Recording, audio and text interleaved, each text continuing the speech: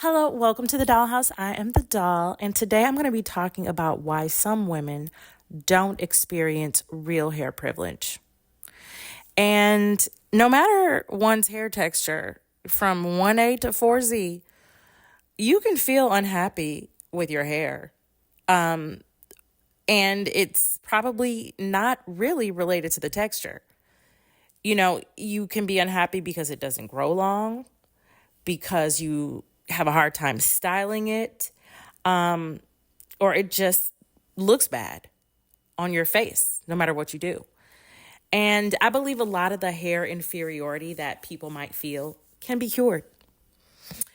Now, in the exotical space here on YouTube, we hear a lot of stories about how unambiguous Black women hate their 4C hair and envy and sometimes even bully exotical women because they wish they had hair that they could be proud of, hair that grows long, hair that is easy to style, hair that's easy to make look good. And yeah, there may be some deep-seated preferences out there for straight hair, but these days anyone can straighten their hair. Even the tightest curl pattern can get a silk press. But I challenge the idea that the straightness or the proximity to straightness is what makes hair, quote unquote, good. So the inferiority complexes can be released at this point because it's 2024 and there are ways to achieve that hair privilege that many perceive that only exoticals and people of European descent or people of Asian descent, people with straight hair experience, basically. Hair is good when it looks good. It's easy to style and it can grow long, or it is long. Now, it doesn't have to be long to be good, but the potential that it can grow long and that it looks vibrant and healthy, that's what makes it good. It looks good. It's easy to style. You can wake up and go. Do something, or just, not take that long to do something to it. That's what makes it good. Now, sometimes people will still feel like 4C hair is bad, even if it's bra strap length. There's some weirdo out there that might think that 4C hair is quote unquote bad hair, but that type of person is extremely racist with a very Eurocentric mindset, not a worldview, a very nuanced worldview. They have a very limited mindset. So that type of person, you might as well just never talk to that type of person again. That's weird. Yes, it might be harder to deal with 4C hair and make it grow long because it is so extremely fragile.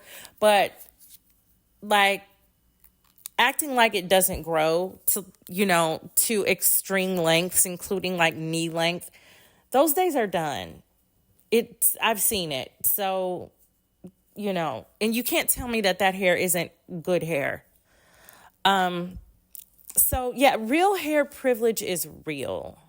Because there is nothing, I'm telling you, there is nothing like rocking your real hair confidently down the street, no matter what's happening with the weather. You're letting the world know that you don't want anyone else's hair because your hair is fantastic. You don't get scared by rain or humidity.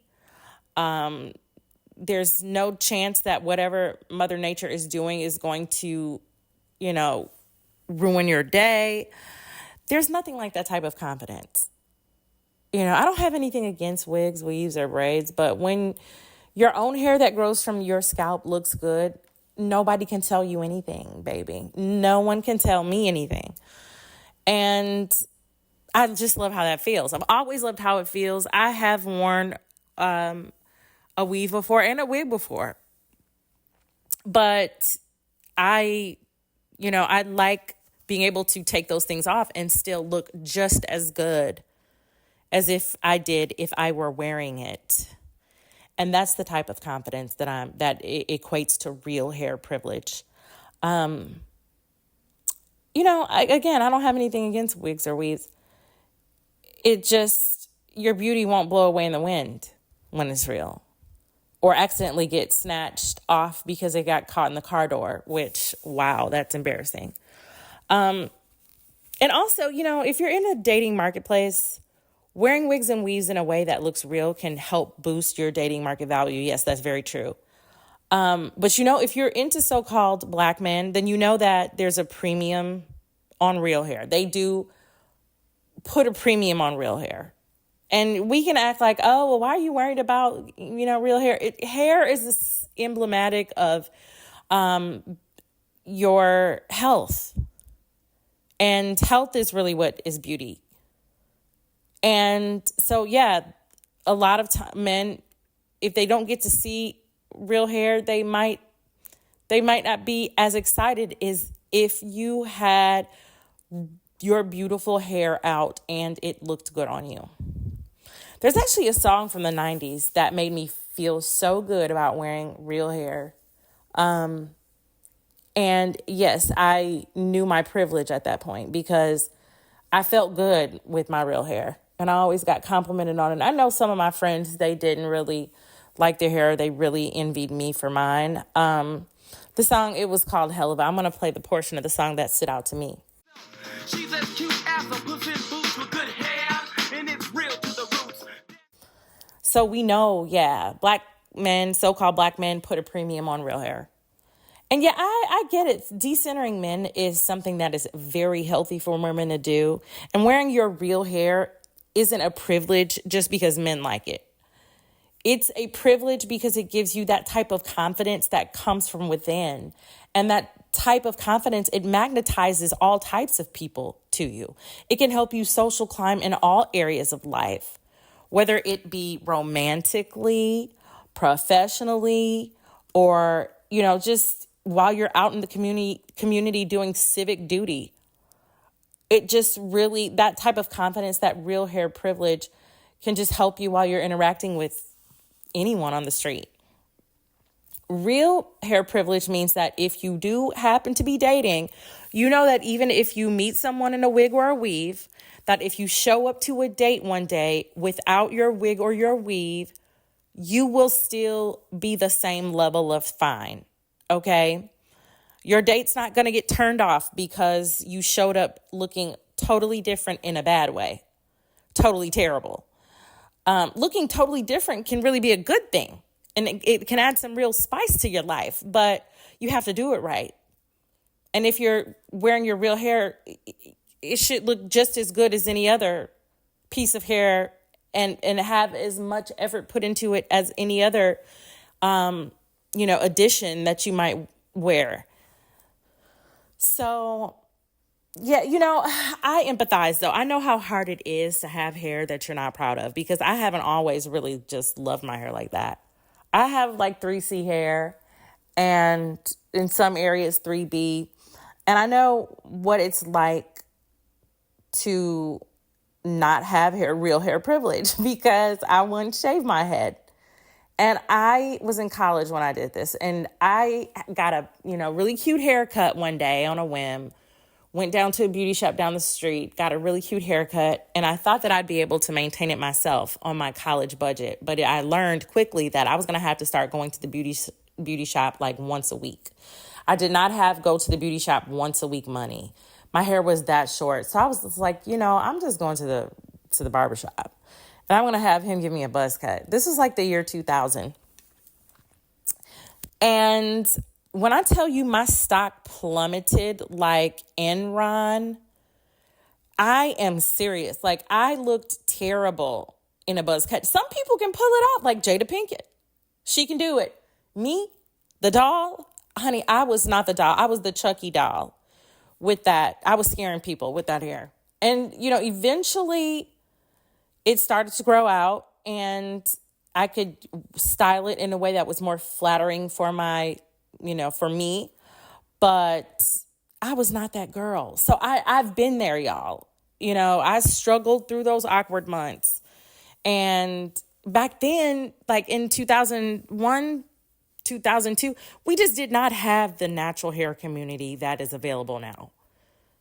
So I spent a lot of frustrating moments trying to get ready for class, trying to get ready for work, trying to figure out a style as I worked through those awkward stages. And if I knew what I know now, I would have not have had as nearly as much struggle as I did. If I could have had, the hair privilege that I have now, baby, I would have run the world back then. But alas, here I am now, knowing what I know now, so I can share it with you.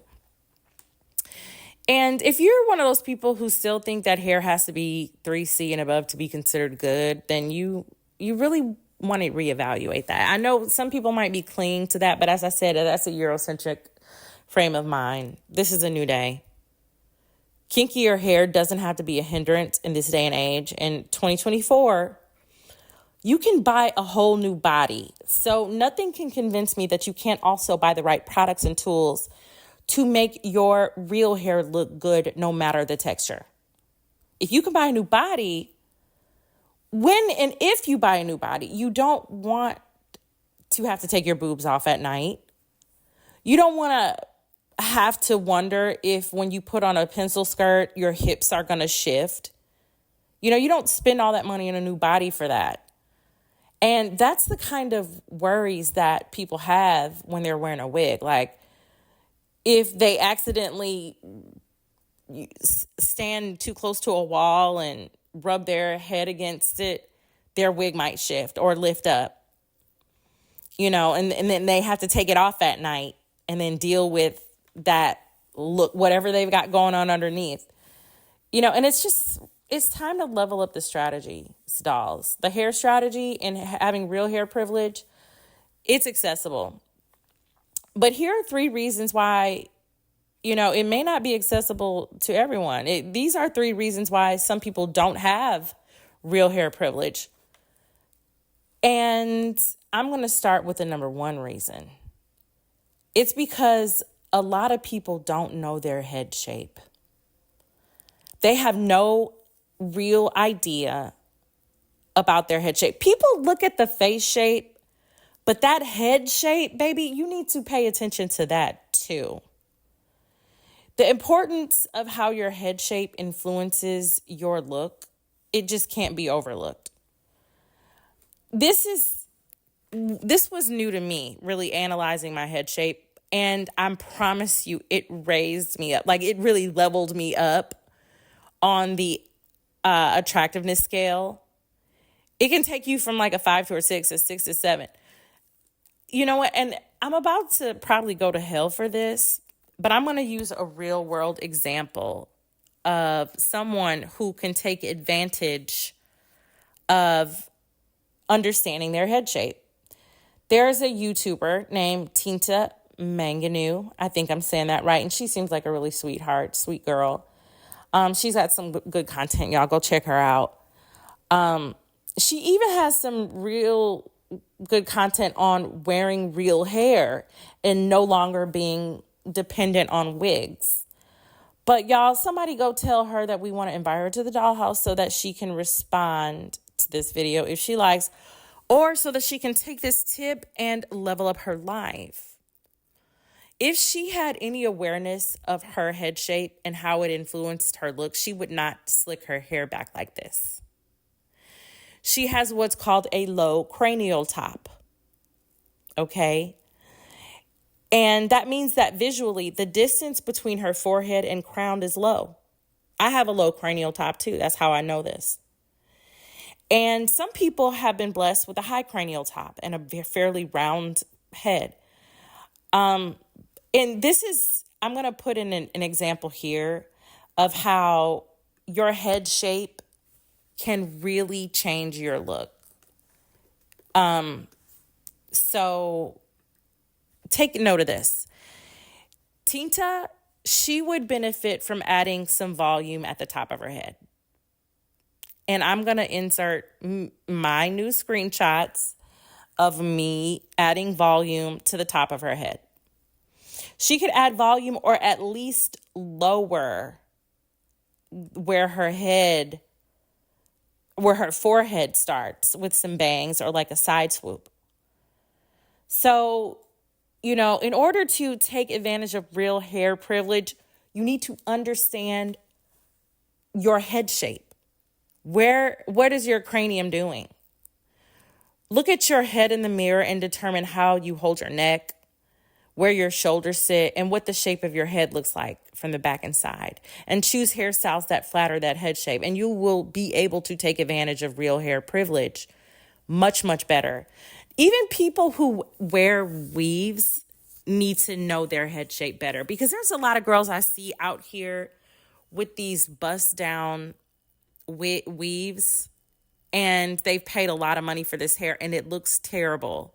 They have this M-shaped indentation because they have these low cranial tops. They have like these flat top heads, and they really need a side part.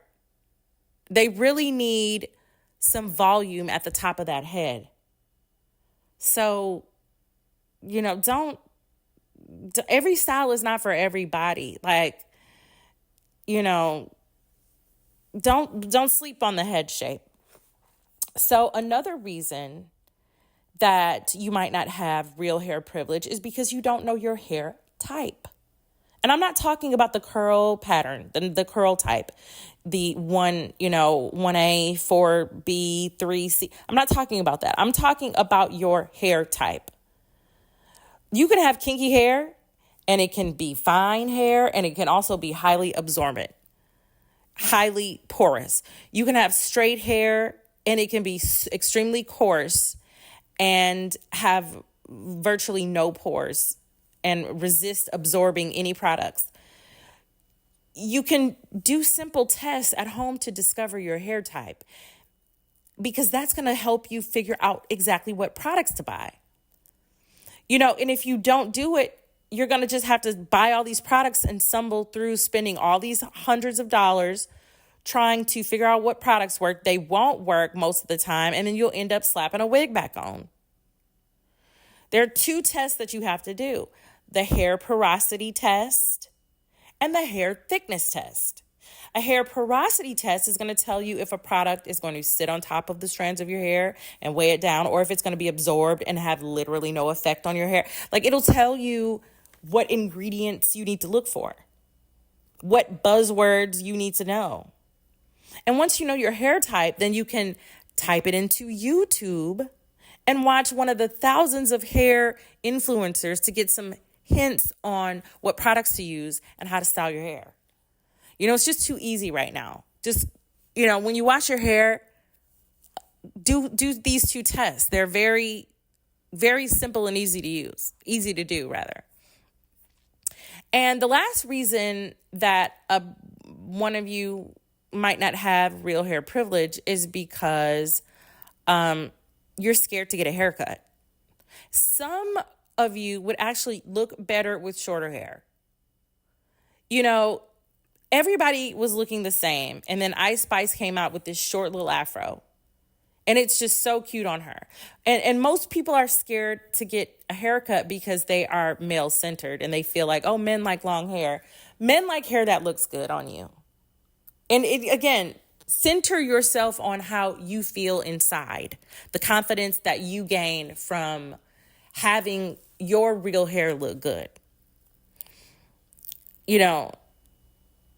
Now, I mentioned Ice Spice, and her short hair might be a wig, but you can take note on how to style your hair and know that just because it's short doesn't mean it cannot also be sexy. You have to know how to flatter your face and flatter your head shape. And if you are hanging on to long hair that doesn't look good when you take your wigs, weaves, and extensions out, you're doing yourself a disservice. Your hair can also be super thin, but it's long. And so since you have long hair, you don't want to cut it. But you still don't even have real hair privilege because you have like stringy, ratty hair that you refuse to get cut. That will give you that fullness that you need, the illusion of fullness, rather. Don't be scared to get a haircut, because it can also help make styling your hair easier. I'm actually a really firm believer that you cannot have hair privilege without having a wash and go. Being able to wash your hair and style it in a few minutes and get out the door. If your wash and go looks bad, it's very likely because you don't have a good haircut. It's or you don't know the products to use. And if you don't have a good flattering haircut, and you don't know the products to use, you're dead in the water. And if you do have a good haircut and you do know what products to use and your hair still isn't something that you like, it's because you just don't like your curl pattern, probably. You don't like your hair. But again, you need a good haircut that flatters your hair, your head shape, and your face shape. So just to recap, the 3 things that keep most people from having real hair privilege is not knowing their head shape, not knowing their hair type, not having a good haircut. Those are the 3 things. And since you've listened to this so far, you can't say that no one has ever told you. Like, analyze yourself, level up doing that. It is worth it to look your best, and it makes your life easier. It's going to boost your inner confidence. Your beauty is something that you can control. And if you are ugly or jealous of Exoticals because you think they have more beauty privilege than you can attain, then you're just being lazy and unreasonable. Because there's nothing to be jealous of. You can have long hair if you want it, and you can take care of it now, knowing what products and tools to use. You can have long hair, you can have easy to manage hair. Once you know what your hair type is. Everybody's got to put some work in to make it happen. And seeking beauty is not for the weak. So this is not for the weak, but it is for the dolls. So let me know your thoughts in the comments. Loves. Talk to you soon.